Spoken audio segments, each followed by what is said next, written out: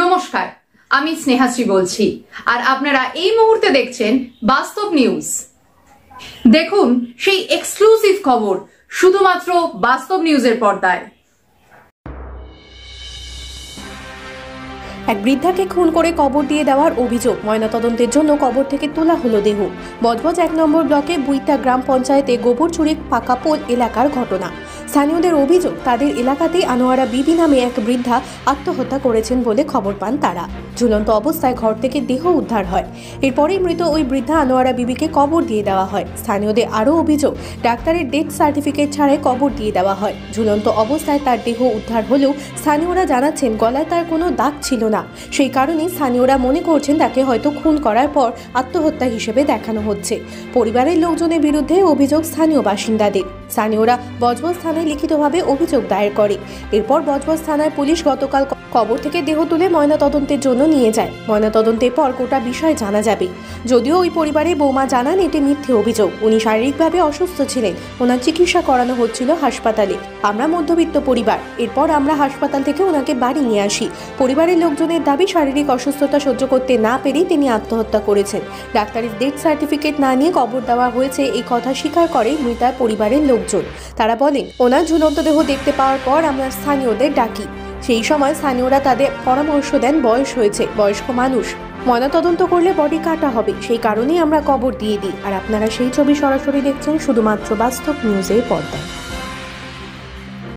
এগুলো তো মিথ্যা অভিযোগ। আমরা তো প্রথম থেকেই বলেছিলাম, আমরা ওই জন্য যার জন্য যখন থেকে আমরা দেখেছি, আমরা পাড়া প্রতিবেশীকে ডেকেছি যে এটা কি করা যায়। পাড়া প্রতিবেশীকে ওই জন্য ডেকেছি। পাড়া প্রতিবেশী দেখে পাড়া প্রতিবেশী 5 জনের সকল মিলে বলল যে ওনার বয়স হয়ে গেছে, ওনাকে তো অনেক চিকিৎসাপত্র করিয়েছি, সকলে তো জানে, আমরা প্রত্যেক বারবার নিয়ে যাই, হসপিটালে ভর্তি থাকে, আবার আনি। তো এবারে আমরা তার একদিন আগেই মানে শনিবারে ওনাকে হসপিটাল থেকে চিত্তরঞ্জনে রেফার করা হয়। এবারে চ্যানেল ছিল, আমরা চ্যানেলও খুলিনি। আমরা খুবই মধ্যবিত্ত পরিবারের লোক, আমরা দিন আনা দিন খাওয়া। আমাদের স্বামীরা এই 1.5 মাস বসে আছে, কাজ কাম করে না। যার কারণে আমরা বাড়িতে এসে আমরা জানি একটা চিন্তাভাবনা নেবো। আমরা অটো করে নিয়ে এসেছি, নিয়ে এসে বাড়িতে রেখেছি। যন্ত্রণা হচ্ছিল, ওষুধ খাইয়েছি। খাইয়ে আমার ছেলেকে বলেছে, জিসান আর আসবে না, আমি একটু ঘুমোচ্ছি, আমাকে বিরক্ত করবে না বলতে আমরা যে যার ঘরে। আমাদের খুব শরীর খারাপ ছিল, 2 দিন ধরে গিয়ে যাওয়া আসা করে। এবারে আমরা চিন্তা ভাবনা করেছি যে টাকা পয়সা জোগাড় করে আমরা পরের দিনকে সকালবেলায় চিত্তরঞ্জনে ভর্তি করব। তার ভিতরেই উনি রাত্রিরে এই রকম কাণ্ডটি করে ফেলেন।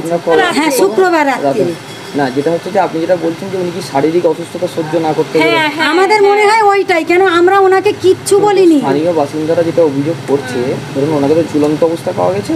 হ্যাঁ, তো কেউ যদি গলায় দড়ি দেয় বা ঝুলন্ত অবস্থায় দেহ উদ্ধার হয়, তার তো গলায় একটা দড়ির দাগ বা যেটা দিয়েই উনি দিয়েছেন তার দাগ থাকবে। সেই ধরনের কোনো দাগ ছিল না, এবং দড়িটা যেটা ছিল সেটা মানে একদম গালের নিচেই ছিল। কি বলবেন এটা? আমরা সেটা কি করে কি বলবো, আমরা তো বলতে পারছি না। আমরা তো নিজেরা হতাশ হয়ে আছি। এবং কোনো ডাক্তার ডেথ সার্টিফিকেট, যেসব স্থানীয় বাসিন্দারা বলছে তাদেরকে জিজ্ঞাসা করে দেখুন। কোন ডাক্তার ডেথ সার্টিফিকেট দিয়েছিল? না, আমরা তো সেটাও করিনি। আমরা ওই স্থানীয় বাসিন্দাদের কথা শুনে করিনি। ডেথ সার্টিফিকেট না করে কিভাবে আপনারা মাটি দিলেন এটা কবরস্থানে গিয়ে? ওরাই আমাদেরকে বলেছে, ওরা সকল মিলেই আমাদেরকে বলেছে। ওই 5 জন পাড়া প্রতিবেশীরা সকল মিলে এসে বললো যে এক কাজ করা হোক, উনি তো বয়স্ক মানুষ, আবার এই বয়সে ওনাকে কাটাছেঁড়া করা হবে, কাটাছেঁড়া না করে এটা এখানেই তোমরা করে দাও, চাপা দিয়ে দাও। ওনার ভাইপোরাও এসে আমাদেরকে বললো। উপরন্ত পাড়া প্রতিবেশীরাও সকল মিলে এটা আলোচনা করে সার্টিফিকেট না করেই আপনারা তারপর, হ্যাঁ, ওটা বলেছে। বলার পরে আমরা নিজেরা কিচ্ছু সিদ্ধান্ত নিই।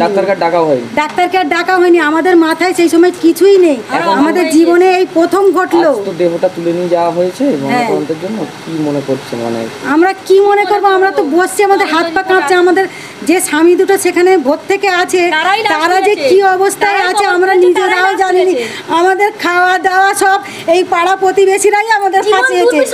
এই পাড়া প্রতিবেশীরাই আমাদের ফাঁসিয়েছে। আমাদের টিকতে দেবে না বলে চাইছে যে আমরা এখান থেকে চলে যাই। আপনারা বললে বিশ্বাস করবেন না, আমাদের অন্তর ফেটে যাচ্ছে। আমরা এত বছর আমার শাউরিকে করে, এত বছর আমরা করে যদি আমরা এরকম বদনাম কিনি, তাহলে আমাদের অন্তর, আমরা কার কাছেই দুঃখ জানাবো? আমরা যদি না করতুম তাহলে বলতুম না। আমরা এই 12-14 বছর, আমি এসছি 25 বছর, এসে আমার মেয়ের বয়স 1.5 বছর বয়স, তখন থেকে ওনার গল ব্লাডার অপারেশন তখন থেকে। আপনার নাম? আমার নাম জিনাত রেহানা বিবি। আমরা গোবরঝুড়ি বজবাজ বিধানসভার গোবরঝুড়ি গ্রামের বাসিন্দা। আমরা গত 21 তারিখে আমাদের গোবরঝুড়ি গ্রামের শেষ প্রান্তে, প্রায় মধ্যপাড়া বলি, শেষ প্রান্তে প্রায় সোলাইমান ফকির ওনার নাম ছিল, উনি ইন্তেকাল করেছেন। ওনার দুটো ওয়াইফ ছিল, তো একটা ওয়াইফ মারা গেছে, ছোটো ওয়াইফ মানে দ্বিতীয় বউ ওনার। উনি এতদিন কম বেশি উনি অসুখে ভুগছিলেন। তো আমি আমার ব্যক্তিগতভাবে যেটা বলছি, আমি যেটা দেখেছি সেটা হলো এই, সকাল 8টার সময় শুনছি আমি যে সোলেমান ফকিরের দ্বিতীয় স্ত্রী ইন্তেকাল করেছে, মারা গিয়েছে। এটা শুনলাম মসজিদে আমাদের মসজিদে এলান করা হলো।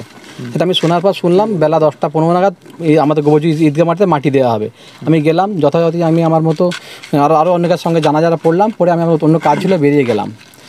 1-1.5 ঘন্টা পর আমি গোবরঝুড়ি মোড়ে শুনছি আমাদের গ্রামে পুলিশ ঢুকছে, দু ভ্যান পুলিশ। কেন?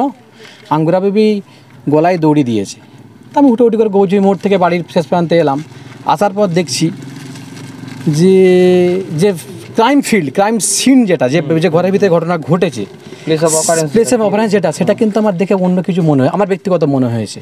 হবার পরে এই স্থানে প্রায় 150 ছেলেরা ছিল, আমাদের পাড়ার আশপাশে পাড়ার সব ছিল কম বেশি। দেখলেন আপনি ওখানে? কি দেখলেন জায়গাটা? আমি যখন এসে দেখলাম একটা বাড়িতে মই রয়েছে, তখন কম বেশি 11:30 বাদে, তখন কবরস্থ করা হয়ে গেছে মাইয়েতকে। আচ্ছা। তো এসে এলাকায় যেটা শুনলাম, রাত 12টা-12:30 নাগাদ উনি ইন্তেকাল, মানে উনি গলায় ফাঁস দিয়ে ঝুলে গেছে, যেটা এলাকায় শুনলাম প্রথম ঝুলে গেছে। তো ওটা তো ওনার ফাঁস ছিল ঠিক এই জায়গাতে, মুখের এই জায়গাতে, কিন্তু ফাঁসটা যেটা আমরা দেখি বা শুনেছি, গলায় দুই দিন এই জায়গায় ফাঁস লাগলে গলায় একটা আছে, একটা আবার কি বলে, একটা দাগ আছে, সেটা কালো হোক লাল দাগ আছে। কিন্তু যারা ধুইয়েছে বা অনেকের মুখে শুনলাম কোনো গলায় কোনো দাগ ছিল না। আচ্ছা, দাগ ছিল না। ওই মহিলাটা আগের দিন হাসপাতাল থেকে এসে হাতে চ্যানেল ছিল, যে মহিলাটা নিজের দাঁড়াবার ক্ষমতা নেই, তো সে ওই মইটা এনে বাড়িতে মই লাগিয়ে হাত চ্যানেল অবস্থায় কীভাবে কি পাখায় টাঙালো, এটা আমাদের বোধগম্য হয়নি, যারা আমি 150-200 লোক ছিলাম। তো সেই জন্যে ওই মতোই আমি এসে দেখেছি বজবজ থানার অফিসাররাও ছিলেন, কোনটা লেখালেখি চলছিল, ওনার দুটো ছেলে সন্তান করে লেখালেখি করছিল। আমি বজবজ থানার অফিসারকে বললাম, স্যার আমাদের এটা বোধগম্য হচ্ছে না, আমরা বা আমাদের যে কীভাবে এই মহিলাটা মানে দিতে পারে, সুইসাইড করতে পারে কীভাবে, সেটা আমাদের মনে হয়নি একবারও। কেন মনে হয়নি? তার অনেক এভিডেন্স আছে তার বিরুদ্ধে। এই মহিলা সতীনের ঘর করেছে, ইনার আর একটা সতীন ছিল, দুটো বিয়ে ছিল সোলেমান ফকির, একসাথে ঘর করেছে। করার পর এবং আমার সোলেমান কাকা একটু ডাঙ্কার টাইপের ছিল, হ্যাঁ। তো তারপর সেই সময় ওনার 4-5টা ছেলে মেয়ে, ওই আঙ্গুরা বেয়ার যিনি মারা গিয়েছে, সেই কষ্ট সংসারে উনি রাজমিস্ত্রির জোগাড় দিয়ে ছেলেগুলোকে মানুষ করেছে আজকে, তখন উনি আত্মহত্যা করলো না। আর আজকে এই অবস্থায় কেন উনি আত্মহত্যা করতে যাবে, এটা আমাদের বোধগম্য হয়নি দাদা। আমার হয়নি, আমার গ্রামবাসীরও হয়নি দাদা। তো আমার মনে হয়েছে যে এটাকে অ্যাটেম্পট টু সুইসাইড মার্ডার করে এটাকে টাঙিয়ে দেওয়া হয়েছে, আমাদের মনে হয়েছে আত্মহত্যা দেখানো হচ্ছে, মানে মারার পরে বা তখনও দেবে। আমি অন্তত দেখিনি, ডেড সার্টিফিকেট দেখাতে পারিনি যে কেউ বলে যে এই তো অমুক ডাক্তার দিয়ে রেফারেন্স দিয়েছে যে ইনি ইন্তেকাল করে মারা গেছে, যেরকম ডাক্তার দেখে একটা ডেথ সার্টিফিকেট ইস্যু করা হয়, সেটা করা হয়নি। তখন আমি বা আমাদের কেউ দেখিনি, আমরা 150 ছেলে কেউ দেখিনি আমরা। আচ্ছা। তো এই মতো অবস্থায় বজবজ থানার অফিসার যারা ছিলেন তাদের আমি বললাম, স্যার এই আমাদের এটা বোধগম্য হচ্ছে, আপনারা তো আইনের লোক, আপনারা আমাদের যথেষ্ট বেশি বোঝেন, তাহলে আপনারা বলুন স্যার আমরা কী করতে পারি। বললো আপনারা একটা লিখিত দেন। সে মতো অবস্থায় আমরা একটা লিখে বললো, আমাদের পাড়ায় কম বেশি যারা ছিল, বেশি লোক লাগবে না বললো, আমরা 25-26 মতো লিখিত একটা কমপ্লেন দিয়েছিলাম। বিকালবেলা অফিসার এসেছিলেন, আমার খোঁজে সম্পদ এসেছিলেন। আসার পর মোড়েতে আমাদের আরও সব লোকেরা ছিল, যে ওনাকে গিয়ে একটা পার্সোনাল একটা নাম দিয়ে ওনাকে এফআইআর করতে হবে। তো আমি করতে চাইলাম না। অফিসার আমাদের পাড়ার আরও প্রায় 30-35 জন ছেলে ছিল, তারা বললো একা কেন করবো, আমরা সবাই মিলে করবো। তো এই মতো অবস্থায় আমার উপরে চাপ ছিল, আমাকে গোবরঝুড়ি মোড় মাথায় গালাগালি দেওয়া হচ্ছিল। আচ্ছা। যে আমরা সমস্যাটা মিটিয়ে ফেলেছিলাম, ওর জন্য সমস্যাটা বেড়ে গেল, প্রতিবাদ করেছিলেন। হ্যাঁ, আমাকে গালাগালি দেওয়া হচ্ছে গোবরঝুড়ি কানাড়া ব্যাংকের মোড়ে, যে সমস্যা আমাদের মিটে গিয়েছিল, ওর জন্য আমাদের সমস্যাটা বেড়ে গেল, ফিরে আমাকে খুব গালাগালি করা হচ্ছিল আজকে সেই দিন। তো আমি সেই জন্য একটু ভয় পেয়েছিলাম, সত্যি কথা আমি ভয় পেয়েছিলাম। তো ভয় পেয়ে আমি বজবজ থানায় অফিসে বজবজ থানায় এসে রেজিস্টার অফিসে বসেছিলাম, আমি অফিসারদের সামনে। আমি যখন লিখছি তখন আমি যখন সরে আসতে চাইলাম, তখন আমার এই ভাইপো একটা ছিল, আমাদের গ্রামেরই ছেলে, বললো কাকা আমি এফআইআর করতে রাজি আছি। বলে শেখ সাইন ওর নিজের দায়িত্ব নিয়ে এফআইআর করে, তাতে আমি লেখক হিসাবে আছি। বজবজ থানার অফিসার বললেন আপনি লেখক হিসাবে থাকুন, আমি আছি। এবং এই অবস্থা। তো তারপরে আজ সকালে মাননীয় ম্যাজিস্ট্রেট থাকায়, বজবজ থানা আইসি মহাশয় থাকার এতে লাশটা তোলা হয়েছে, লাশটা পোস্টমর্টমে নিয়ে যাওয়া হয়েছে। তো এই মতো অবস্থায় ময়নাতদন্তের পর বিষয়টা জানা যাবে। আশা করছি বজবজ থানার আইসি মহাশয় মাননীয় ম্যাজিস্ট্রেট মহাশয় সবার কাছে আশা করছি তদন্তটা সঠিক জায়গায় হোক। আমাদের এখানে কোনো পার্টিবাদী কোনো সময় কোনো পার্টিবাজি থেকে আরম্ভ করে আমাদের কোনো আর এখানে নেই। আমাদের গ্রাম্য পরিবেশে বসবাস করি, আমাদের বাবা মা ছেলেপুলে আমাদের আছে, সবাইকে নিয়ে আমাদের চলতে হয় এখানে। সেই জন্য আমি চাইছি সঠিক জিনিসটা সামনে আসুক। নাম?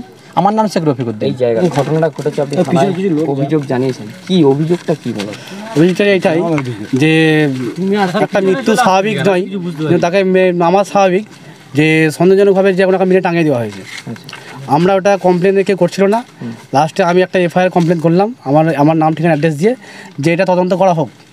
তারপরে পুলিশ স্টেপ নিয়েছে। আর তাছাড়া বিনা ডেথ সার্টিফিকেটে কীভাবে কবরস্থ করা হলো সাধারণ কবরস্থানেতে? মানে যেটা তোমরা অভিযোগ করছো ওনাকে মেরে দেওয়া হয়েছে, কার বিরুদ্ধে অভিযোগ? কে মারতে পারে কি মনে করো? ওদের বাড়ির লোক, পরিবারেরই লোক? পরিবারের লোক।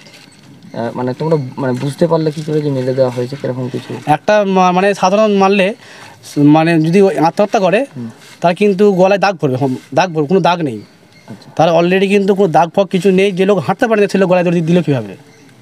এটা আমাদের সন্দেহজনক যে ওনাকে টাঙিয়ে দেওয়া হয়েছে। মানে আর ওনার কি কোনো ডাক্তারের ডেথ সার্টিফিকেট কোনো ইস্যু? কোনো ডেথ সার্টিফিকেট ইস্যু হয়নি, কোনো ডেথ সার্টিফিকেট না থাকা অবস্থায় কবরস্থ করে দেওয়া হয়েছে। তাহলে কী করে মাটি দিল? মানে ডেথ সার্টিফিকেট ইস্যু না? আমাদের প্রশ্ন হচ্ছে এটাই কমিটির কাছে, যে ওরা মাটি কীভাবে দিল? ডেথ সার্টিফিকেট থাকায় দেওয়া হোক বা শেষকৃত্যের কাজ যেটাই হোক সেটা তো করা যায় না। ডেথ সার্টিফিকেট না করা যায় না। কীভাবে হলো? ডেথ সার্টিফিকেট না দিয়ে না দেখে কীভাবে মাটি দেওয়া হলো? যেহেতু সাধারণ কবরস্থান কমিটি একটা আছে, ওদের কাছে প্রশ্ন তোলা হোক তো এটা কীভাবে হলো। বর্তমানে আজকে কি দেহ ময়নাতদন্তের জন্য নিয়ে যাবে? আজকে নিয়ে গেছে, আজকে ম্যাজিস্ট্রেট থাকায়, পুলিশ থাকায়, প্রশাসন অফিসার আইসি থাকায় নিয়ে গেছে, পোস্টমর্টম নিয়ে গেছে। তোমার নাম? আমার নাম শেখ সাইম। আমাদের চ্যানেলটি যদি ভালো লেগে থাকে তবে লাইক, কমেন্ট, শেয়ার ও ফলো করতে অবশ্যই ভুলবেন না। ধন্যবাদ।